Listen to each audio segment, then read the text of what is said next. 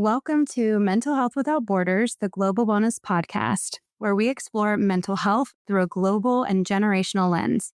I'm your host, Dr. Lindsay Frey, licensed clinical psychologist and advocate for whole person healing. Today, we're honored to be joined by Dr. Michael Smith, a seasoned psychologist, visionary leader, and co-founder of Family Psychology Associates in Florida. With over 4 decades of experience, Dr. Smith has worked with children, couples, families, and emerging adults across a wide range of settings. From managing children's mental health programs to pioneering group therapy for neurodiverse youth, Dr. Smith has consistently been at the forefront of integrating clinical expertise with community well-being. His work spans group therapy for neurodivergent youth, coaching for executive men, and decades of collaboration with schools and parent groups. In this special episode, we explore how the field of mental health has evolved, from therapy stigma to emotional intelligence, parenting trends, and the changing needs of young adults stepping into independence.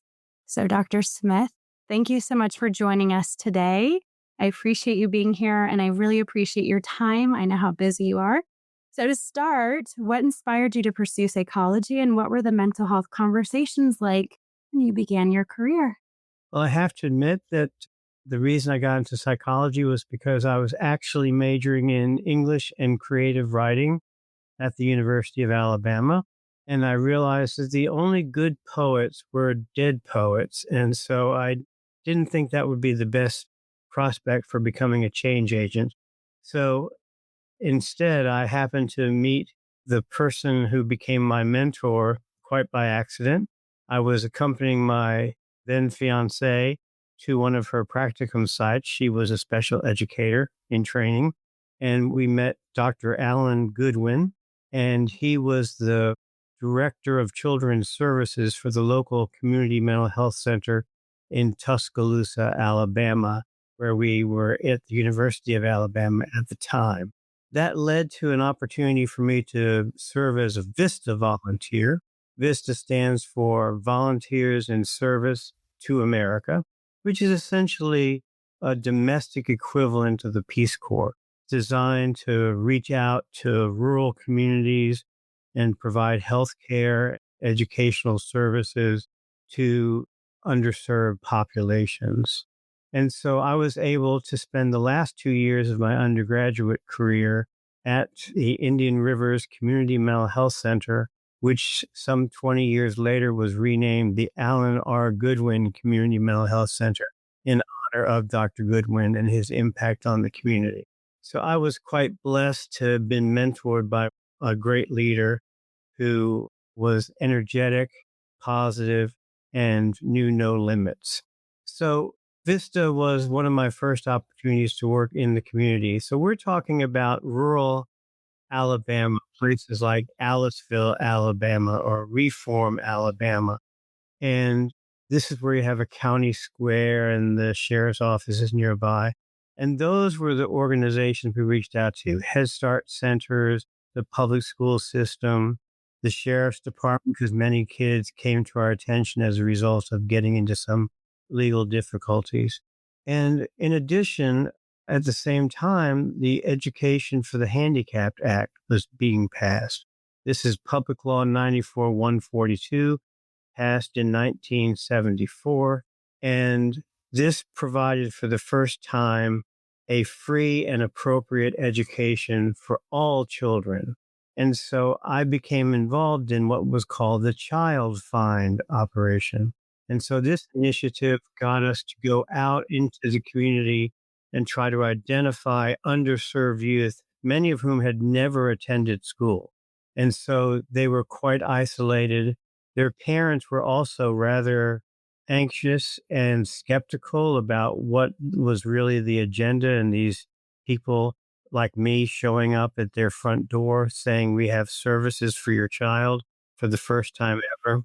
And so my career has kind of followed the introduction of Public Law 94-142 through the reenactment under IDEA, the Individuals with Disabilities Education Act in 1980.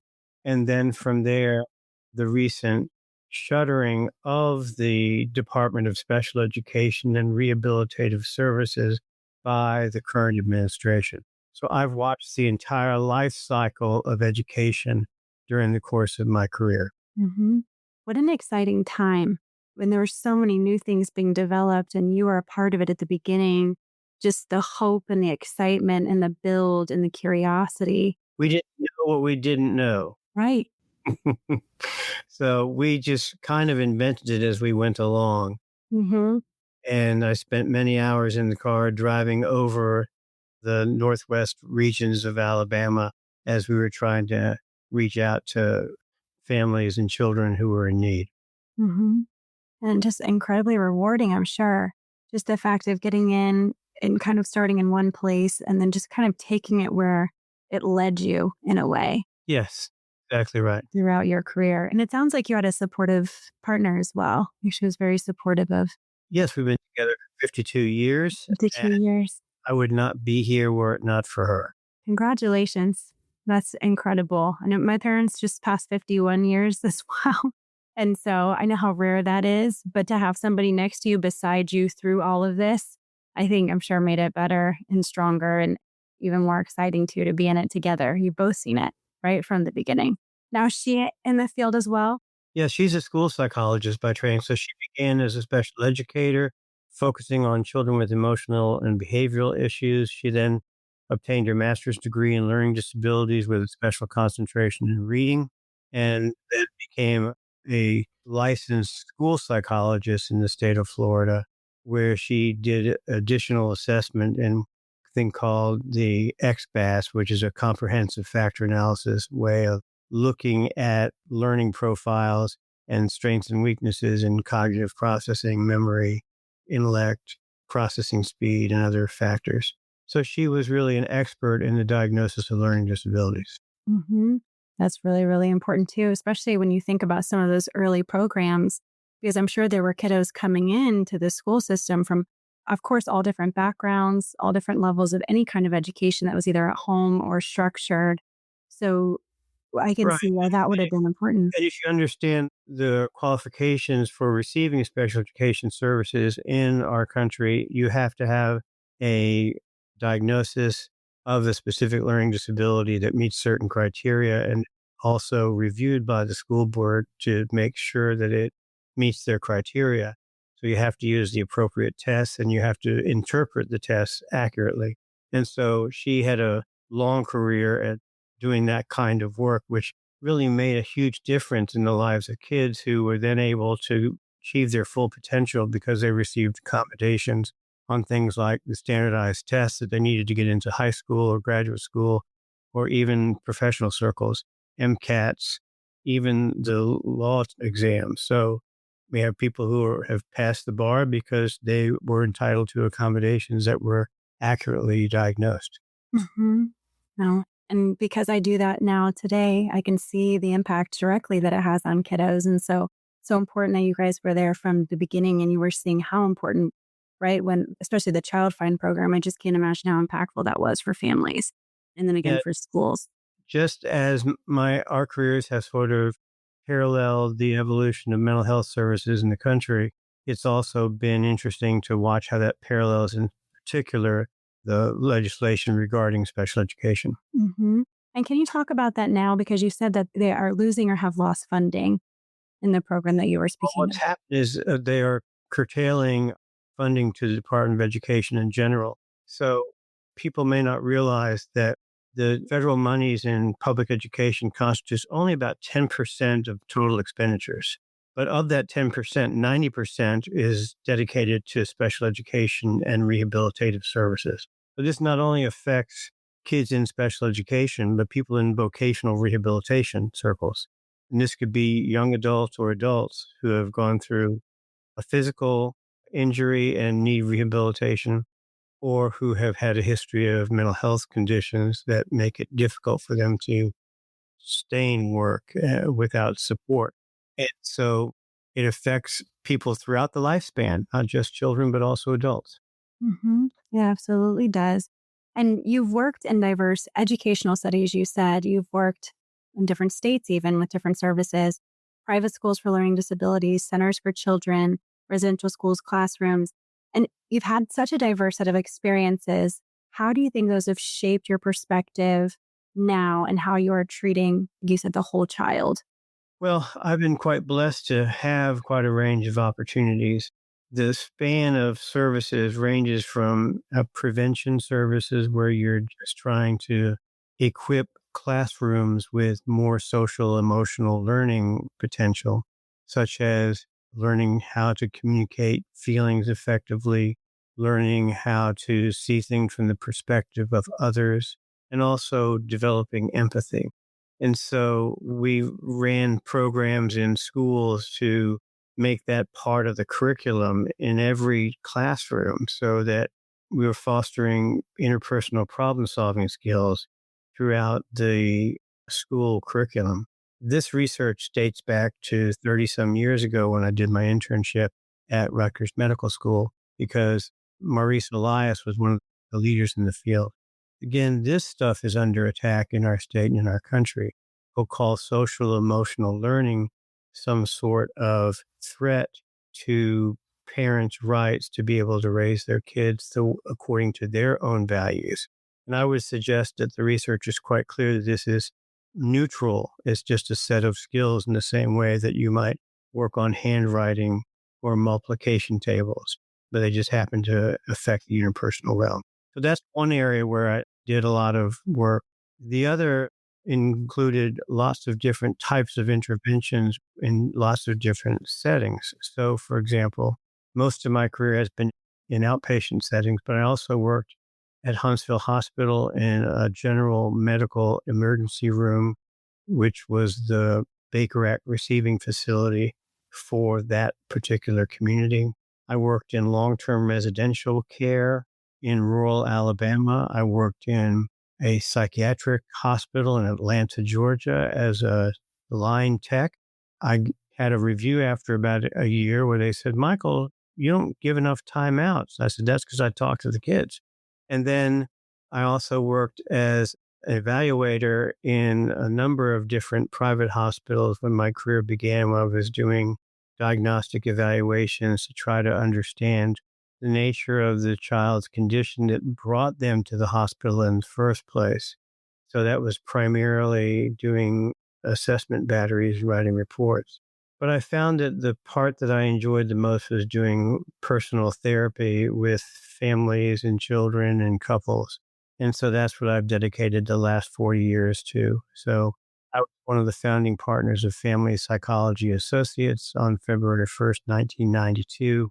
We serve about 1,000 new families every year. Every year, 1,000 new families. Yeah, the need is really tremendous. And the need has gone up since the Obama Accountable Care Act was introduced, because that mandated as one of 10 required services, in addition to like primary care and substance abuse treatment, but it required mental health treatment. Prior to that time, managed care companies could dictate whether they would have a mental health benefit or not. And so I can speak to that whole developmental process as well. But that was clearly a big moment in terms of making mental health care much more accessible to the population as a whole, because anyone who had insurance through their employer or insurance through the healthcare exchange was able to now access mental health care probably for the first time of their life. Yeah, and you said you could speak because I think some people aren't aware of how important that is, how important the access. One of the things of talking to people as I have across the world about mental health and mental health treatment, one of the biggest challenges across the globe is access. So we don't even have access to care. We have no way to get the care. We don't have insurance for the care. We have to pay. We have to find people. So that's one of the number one challenges that they have.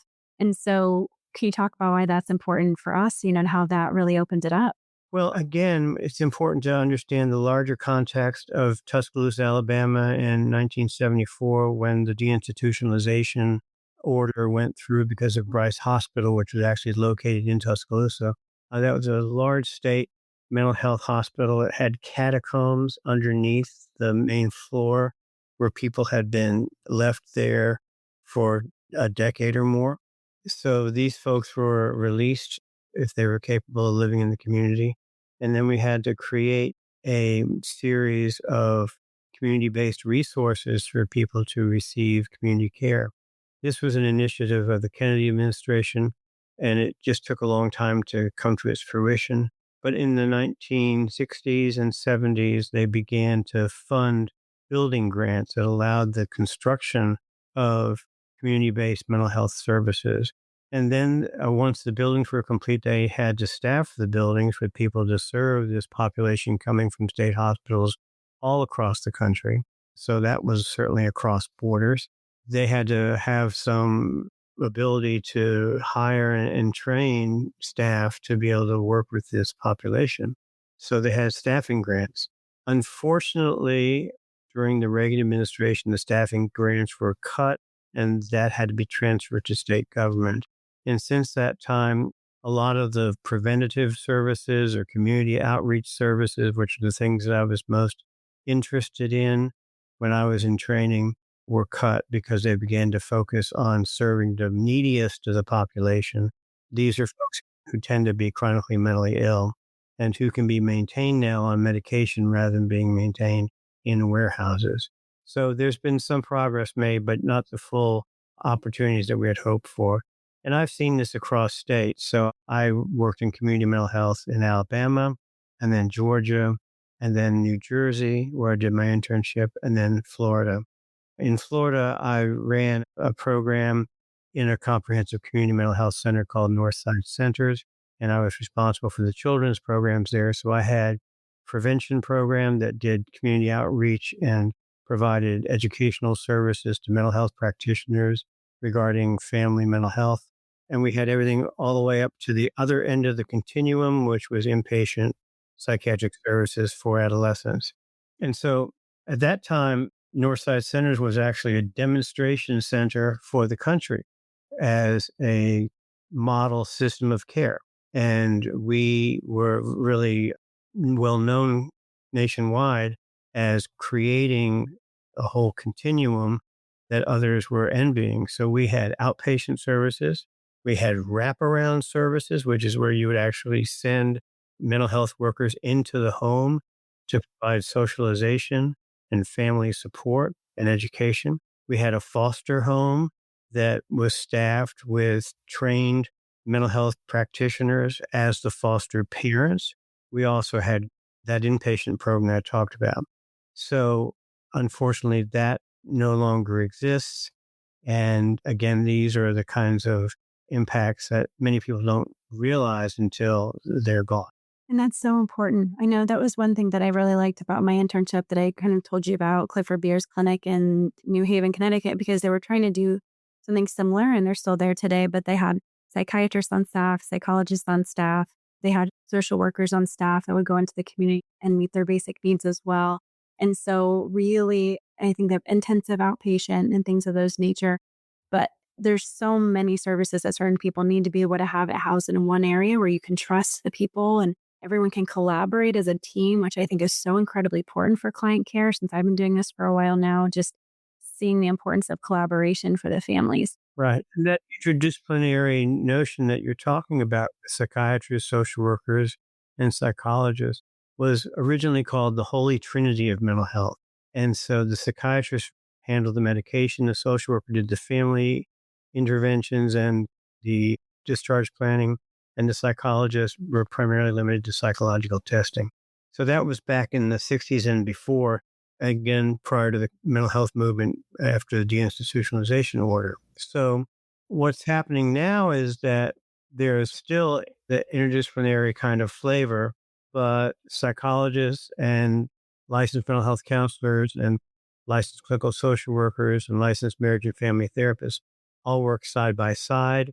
They may have a psychiatric component to their practice or not, but there still is a need for more psychological assessment to help with differential diagnosis on challenging cases where you're trying to figure out what's the nature of the problem at an individual level. So that interdisciplinary flair is still there. And yet we need the specialization as well, which is psychologists bring to bear. Absolutely. It's one of my favorite things is to do evaluations and provide the answers that people so desperately need so they know if they're on the right track for treatment. Because so many times we're managing the symptoms, but we're not getting to the root. And so I really do think it helps to guide treatment. It helps to guide even the therapy process in itself. And still not a lot of people know about it. They'll call and say it was recommended and they don't quite know what they're asking for or looking for. So with every call that we get, we try to really explain the process in a way that makes sense, whether they go with us or not, just so that they can understand the benefits of it. Yeah, and unfortunately, when it comes to benefits, they may not be covered by their insurance benefits. And so that's really unfortunate because this can be a critical piece in terms of effectiveness of treatment. Absolutely. Absolutely. And so you had described, or I've talked to you about what's called Parent University. It was one of the, you said, most amazing community projects that you helped to organize. We haven't really touched on it yet. But can you tell me a little bit about that program and the benefits that it brought to families, Parent University? So this goes back to my early roots as a VISTA volunteer doing community outreach. And so I've always believed that we should give psychology away. That was the presidential address of Dr. Ronald Levant, who was the past president of the American Psychological Association. And when I heard that call, I got a coffee cup here that says psychologists helping people help themselves. And so that was one of the existing community-based organizations that I became familiar with. So I joined it in year 3. And at that time, there was a steering committee that met once a month all year round, trying to plan a full day event for parents of all ages, kids of all ages, with the best community education we could provide in a one-day event for free. And so all the psychologists and licensed mental health counselors and other speakers who participated donated their time. We had food donated from the community so that we provided both breakfast and lunch. At the final year of Parent University's existence, we had over 65 workshops that parents could choose from in 4 different modules and a keynote address, as well as a community education fair. So we had about 45 different local community agencies there sharing their resources regarding their services. So it was just a great experience, and we made such an impact in the community. Just giving everybody those resources is so important. I can tell you how many families come in here and it's, parenting doesn't have a manual and what do we do and where do we begin? And sometimes it's hard for them to ask those questions, but how amazing to have these community programs that were there and they could choose what they needed and get the resources and help that they needed in such a supportive setting. Yeah, the last year this happened was the year after 9/11. So I did 2 presentations that day. I did one on emerging adulthood, and I did a second one on our response to 9/11. And this was a project created by the American Psychological Association that had a video of families who were impacted by 9/11. So it was basically a video and discussion guide.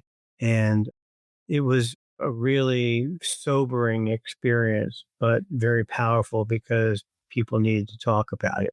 Yes, they do need to talk about it. That's incredibly important. And wow, so timely too. It's just incredible that you've been a part of so many amazing programs, so many from the ground up programs that you got to see really to sometimes they're full, fruition. And then sometimes, unfortunately, not. The good idea got started and maybe not funded or not continued, unfortunately, which I'm sure can be frustrating when you see that you've got something and then it's not able to continue on. Well, to everything, there is a season. Yes. So, that's kind of consistent with my treatment philosophy, which is a developmental life cycle approach. So ideas also have a life cycle. So we have to understand what the individual's life cycle is. We have to understand what the family life cycle is and where they are in this process. We can help understand that. We may help people realize that what they're going through may not necessarily be so unique, but that there are others that they can turn to. One of the big changes I've seen over the time in my career is that in the 80s, 90s, up to about 2000, there were lots of parent support organizations. There was the LDA, Learning Disabilities Association of America. There was the CHAD organization, Children and Adults with Attention Deficit Disorder. And these used to meet in person. And so I was on the steering committee for some of these organizations as well, and always tried to do at least one presentation a year to, again, give psychology away. And unfortunately, those organizations have really been curtailed because of the advent of the internet and then later smartphones, and then, of course, COVID. So we're always talking in our weekly staff meeting about community resources and does anyone know who has a support group for this particular topic? And many of them are now online exclusively. Mm-hmm. So it's not a bad alternative, but it doesn't provide that same kind of personal networking I that know. in face-to-face meetings. Right. I know. I've seen the benefits. Again, I talk to people all over the world, the benefits of virtual. That does give people easier access sometimes. But at the same time, there is something that's depersonalizing about it, being able to sit with someone and ask questions versus over the computer. So, some pros and some cons. Just because I work a lot with families and children as well, I'm curious too, with your background in family therapy and your strong background in parenting, how do you feel like it's changed over the years? And what kind of stressors stand out today compared to stressors that they've had in the past from your experience? Well, first of all, I was really fortunate to get to attend Georgia State University in Atlanta, which was an APA approved, American Psychological Association approved program, as well as approved by the American Association for Marriage and Family Therapy. It was the only program, an APA approved program in the country that had that dual certification. So I came out as both a psychologist and a family therapist or a family psychologist. And so as a result, my interest has always been on what can I do to build strength in the family system so that they can better cope with the developmental challenges of their child. And let's keep in mind that children with neurodevelopmental disorders, such as learning disabilities, autism, ADHD, Tourette's syndrome, the process of getting a diagnosis is often very complex and takes a long time, and you go through lots of different contacts with medical professionals before you finally get an answer. And so this can be a very real strain on the parent subsystem of the family because you've got the financial consequences of going to all these different doctors, and you've got the time that's necessary, and then you have to learn the language and the ground rules of all these different organizations with which you may interface, whether it's children's medical services, whether it's the public school system and their eligibility for special education services, or whether it's just the healthcare system. And so it can be overwhelming. And so a lot of what I provide is kind of case management and coordination of care. So typically, when a child is seeing a psychiatrist and maybe a person to work on speech and language therapy, and maybe they're in a special education program in a school, and maybe they're in some kind of a recreation program to try to build their social skills, there needs to be someone who takes responsibility to coordinate communication between all those different subsystems that interact on the family and how the family management of that data impacts those other subsystems. So, one of the things that we found in our research from an ecological standpoint is that the best predictor of outcome in treatment is not necessarily the relationship between the therapist and the family, but their ability to case manage and coordinate care across different systems. And so this is why my philosophy has always been that if there is a client that I'm seeing, I'm not going to expect the primary care physician or the psychiatrist or someone else to manage care. I will do it. And so I serve as kind of the hub because otherwise you have what's called a kino system, which is Greek for no system. And so that means that everyone is off with their own opinion about what needs to happen, but they're not hearing one another. So this comes from what's called an ecosystemic model of working with children with neurodevelopmental disorders. And it's been sort of the framework upon which we have based our work at Family Psychology Associates. Mhm. Which is incredibly important because it goes back to what we were talking about before. It's really difficult when you have different systems, even working together for a family, but they're coming from different lenses, they're operating differently. And so for families in the center, it can be really confusing, particularly if they have different recommendations from different spaces and places. So that can be tough. That's an incredibly important role. It's very, very important. And you've supported a lot of parents of neurodivergent children, just like you had talked about. I would be curious, even just to know about how the awareness and understanding of diagnoses like these has evolved and why that's really important.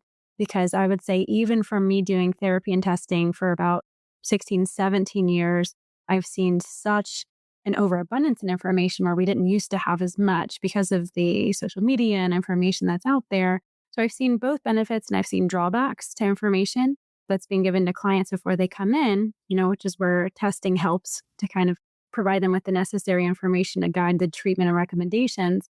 How have you seen the awareness and understanding? Back in the time, I'm not sure what the awareness was like back then compared to what it is now.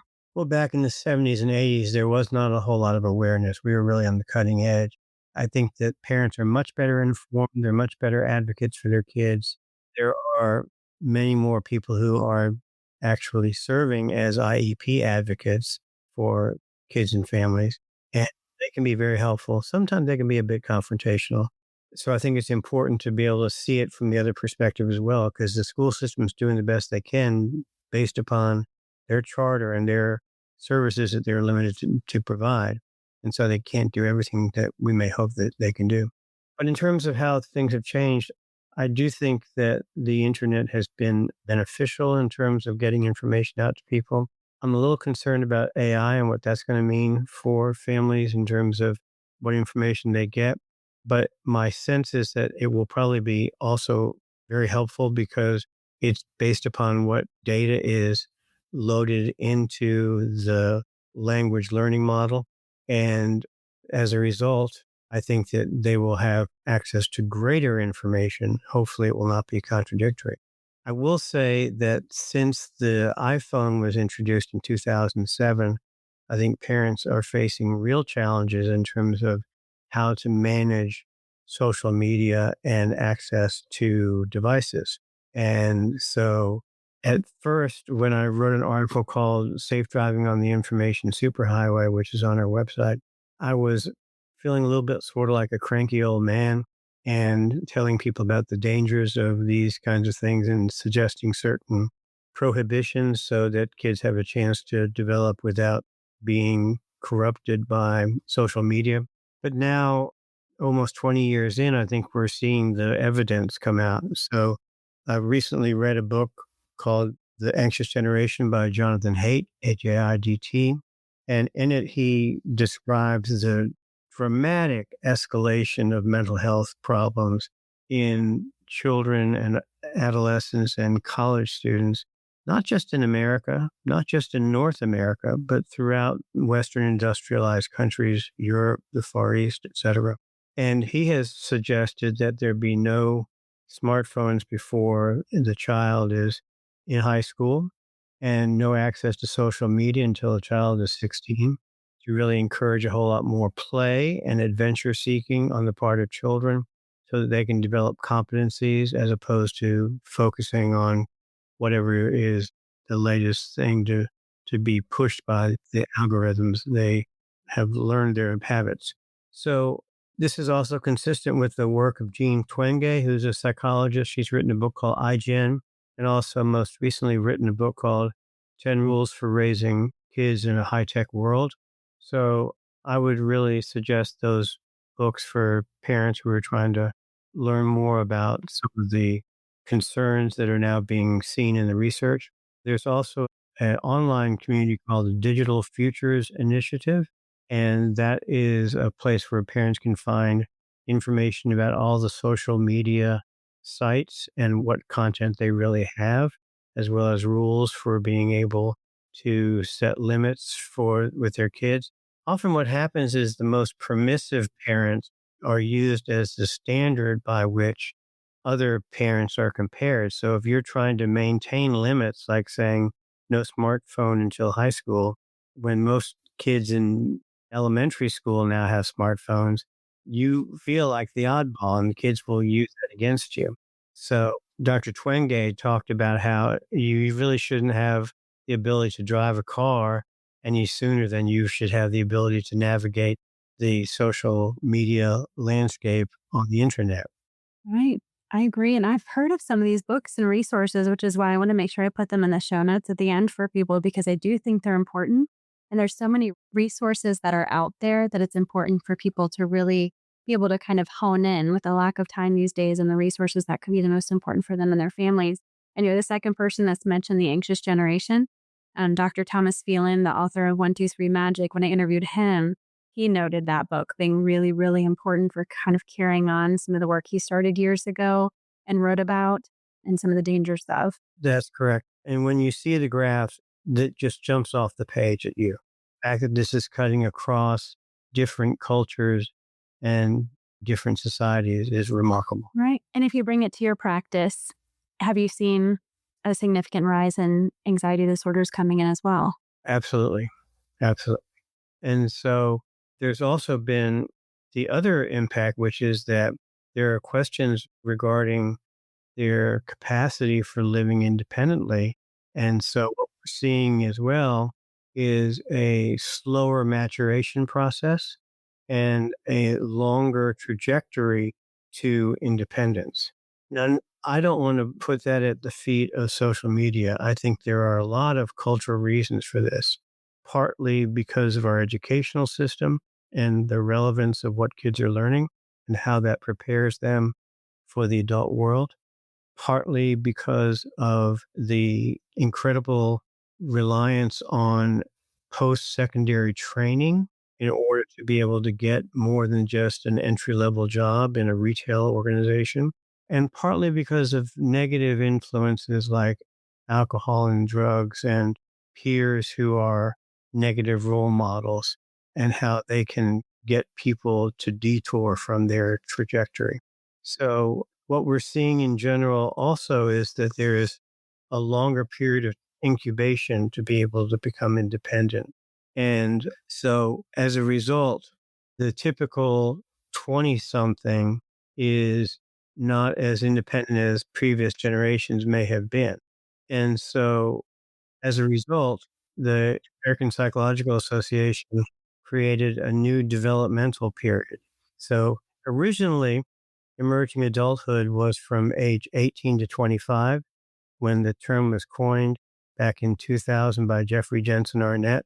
He did a follow-up review in about 2023 where they extended emerging adulthood from 18 to 30, and they established a new developmental period called established adulthood from 30 to 40, which is when people really begin to settle down, establish roots, have a career, create a family, buy their first home. So you can see that's about 10 years later than previous generations. And part of it's just because there's more demand for higher education. But we need to do a better job in high schools of vocational awareness and getting people to realize college is not the only path to independence. There are many good paying jobs that require trade, but education in that trade that they could get into much more quickly than going to college for 4 years. So we're also seeing the development at places like St. Petersburg College and Hillsborough Community College and Pasco Hernando State College, where they're creating many more certificate programs that take a year or two and that are trade related, but do not necessarily involve a lot of humanities or math or social sciences. So it's much more relevant to what they're going to actually be doing in their career. And that's so important. I work with a lot of emerging adults too, and a lot of high schoolers that feel this immense pressure as a freshman to decide. And a lot of them are not wanting to go in that direction, but their parents are struggling with how to guide them if it's not the quote unquote traditional path of going through and getting a 4-year college degree. And so I'm navigating that with a lot of families right now as well. So I'm very grateful to having the alternative options because one thing I wouldn't want to happen is to go into freshman year completely unprepared without having any idea what kind of major that they're even going in for. and then they struggle that first year or the first semester. I think it was a 70% rate of individuals that stay on campus and end up failing. And what that does to their self-esteem and their confidence and their belief in themselves, and they feel like they're going back. When really, no, they were just a little bit maybe misguided, and we can take a step back and we can go in a different direction. It's okay. So really trying to kind of help them through, all right, so this path didn't work. That's how life works. We're going to try a different path, and you are still okay. And you're only maybe 19 at this point. So we've got a long way to go. It's all right. Well, a simple idea for people who want to have more vocational awareness is to do the self-directed search, which is done by PAR. It's about $20 online, takes a half an hour, but it gives you information about your vocational interests and also links to the Department of Labor database so that you can do further research if you would like to. Absolutely. That's one of my favorite tools. And so if we do like a career assessment and someone's really trying to find direction, that's usually one of the parts of the assessment that we do, because I really like the guidance and the research that's involved, where they can go from state to state, what their day to day is like. So yes, that's an excellent, excellent tool. I love that tool. I'm so grateful for it. And I agree with you that high schools need to do a better job of preparing them for life, not just continuing to take these advanced classes and continuing to push them in these other directions. It's how do we really prepare you financially? How do we prepare you independently? Life skills, social skills. And even speaking about that, one of your ongoing interests now is emotional intelligence. And so I know a lot of people have heard about it, but how would you define it, and how do you see it as being crucial for both children and adults as we're speaking about some of these topics? Emotional intelligence was a term coined by Daniel Goleman, who is a science writer for the New York Times and a psychologist by training, back in 2000. And it's been used also in business circles, not just in educational circles. And it basically teaches kids how to develop a vocabulary for their emotions. When you have a young child in your office and you ask them how many feelings they can name, they can usually name 5 or 6 spontaneously. But there are 64 or more terms. And so Inside Out, which is a film that's had 2 versions out, is a good example of developing an emotional vocabulary. The next is to learn how to express your emotions, but to do it in a non-aggressive way, to do it in a way so that others can hear what you're saying rather than getting, blowback from you. And so if you can identify that you're feeling sad or lonely and you can express that calmly, then people can be more comforting to you as opposed to more harsh and reactive toward you. And then another important term is what's called perspective taking, but some people actually call it perspective giving. So giving your perspective to the other person. And then finally, from that comes empathy. And this is something that we need to build into our everyday interactions. I've recently just been kind to people for no reason, and it seems to surprise them when I thank them for just doing what they're doing. But if it makes my day easier and they've done a good job, I like to let them know that. And they often look askance at me as if I'm not used to hearing that. Again, this goes back to social emotional learning. The roots of this were the work of Dr. Elias and others. And there's a whole curriculum that was created called the Prepare curriculum, designed to be used in schools. And unfortunately, we've had some negative ideas expressed about this, but it is something that I think everyone would benefit from. I agree too. If there's any way to bring this back, and we have discussions all the time about how there needs to be more curriculum for mental health as well in schools from a young age. I mean, in kindergarten, we should be learning that right away, and how to have empathy for your friends and your peers, and start there and just have an ongoing dialogue about it. So I agree. And so kind of as we land the plane and as we're kind of coming to some conclusion, a few couple of questions that I wanted to ask you, Sure. because you've worked in so many different organizations, boards, community education, you said hospitals yourself, mental health, and you've mentioned a couple times, I don't know exactly how you said it, but sharing the psychology, is that what you had said? Sharing Giving psychology away. giving psychology away, that's it. And I have heard that more recently in the last few years from even colleagues that I've worked with, where it's we have so much knowledge that we've obtained over time, and a lot of psychologists are using that in our space and place here in the practice. But why do you think it's important for psychologists to take that information, everything that they've learned, and then to go and take it outside of a therapy room as well? Why do you think that's so vastly important? And what else can some of us be doing, to be able to help? Okay, well, that's a great question.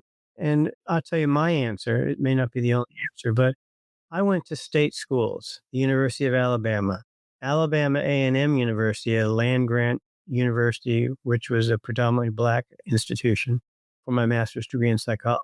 Because what can you do with a degree in creative writing? And then I went to Georgia State University for my PhD. And then I interned at Rutgers Medical School, which was also the State University of New Jersey. Okay. So I went to 4 public universities.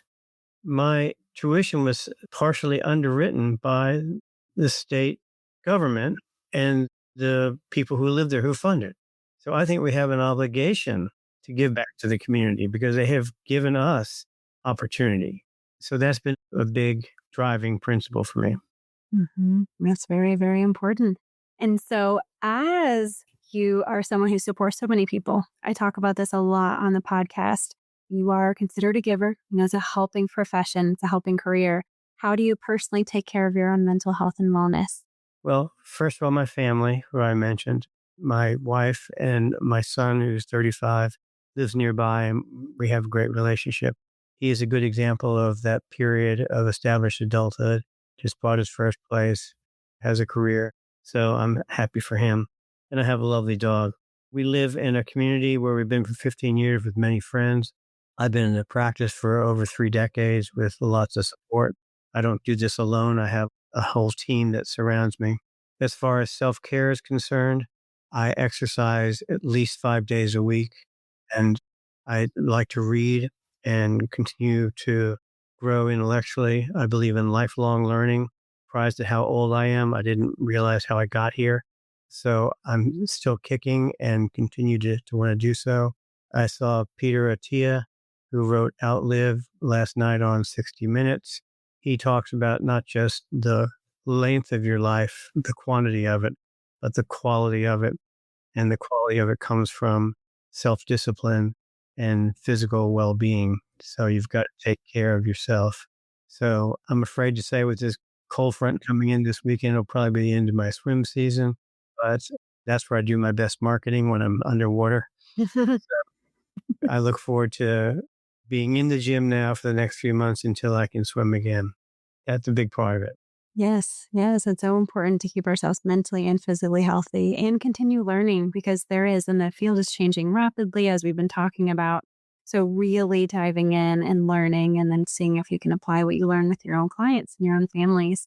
And so, looking back over your career, what kind of wisdom would you like to pass on to early career clinicians? I'm sure you do it in your own practice, but for those who are listening now, what would you like to pass on and what continues to inspire you about this field? Well, I work in an ecosystemic way. And so if we think about the nest around a child with special needs, and that includes the parents, the extended family, the community, and the culture, part of that community is the political community. And I think that as psychologists, we have something to share. We want to give psychology away. And so I think it's important that we get involved in the political process and that we find a way to express ourselves calmly, democratically. I am proud to have been affiliated with the Florida Psychological Association's Legislative and Public Policy Board for 20 years. And I began as what's called a key psychologist, which meant that local legislators in my area, I was responsible for establishing a relationship with and talking with them about our priorities and talking with them about their needs and their concerns and what legislation they were trying to promote and whether that was something that the association could get behind. And so then I became not just a key psychologist, but the legislative director for the Pinellas chapter of FPA's LAPPB. And then I became the insurance coordinator for the organization, tracking insurance matters. So I am happy to announce that a couple of years ago, we were able to get PSYPACT passed through the state legislature. which was no small undertaking because a interstate compact means that every state that signs it has to sign the identical language as the other participating states. And to get Florida to do that was really remarkable. As a result, now we can work in Florida, and what we use SciPact for in our practice is to maintain continuity of care for our clients who are temporarily out of the state or who have gone off to university, for example, or they are away on business, or they are visiting family, so they can continue to receive support temporarily from afar. Others use it for other purposes, and that's fine as well. That's how we have elected to define our limits in our practice. It does make continuity of care possible. I've got clients I've been working with for over a decade, and they don't want to change the relationship. That shows that being involved legislatively can make a difference. Yeah, make a very big difference. I really appreciate PsychPact and what you've been able to do in getting Florida involved in PsychPact. I think it's incredibly important. Oh, it's just one of many. Yep, one of many, but still one of many. That's so important. And so, for those of you who want to learn more about your practice, or for those of you, the listeners that are in Florida, where can they find information on Family Psychology Associates? Our website for Family Psychology Associates is www.fam, short for family, PSY, short for psychology.org, fampsy.org. Okay, wonderful. And we will have that on our show notes as well. So thank you again for your time. Thank you so much for your expertise and sharing your expertise. And I know that listeners have taken so much from this. I know that I have as well. I've known you for a while now. So just hearing your story like this has meant a lot to me. You're somebody that I admire in the community and I look up to as an early practice owner myself. I've been in the field for a while, but I'm an early practice owner. So there's a lot that I can learn from you and the things that you've done as well. So thank you so much for being that for me and for others that are right now kind of getting that journey started. So thank you so much again for your time, Dr. Thank you for inviting me, Lindsay. It's been Yes, great. absolutely. So thank you so much for listeners for joining us on Mental Health Without Borders. Today's been another incredible conversation, and I hope that you found some valuable insights to take with you. Remember, no matter where you are in the world or where you come from, your mental wellness truly matters. So be patient with yourself, take time for your well-being, and never forget that seeking help is a sign of strength. I look forward to connecting with you next time on Mental Health Without Borders.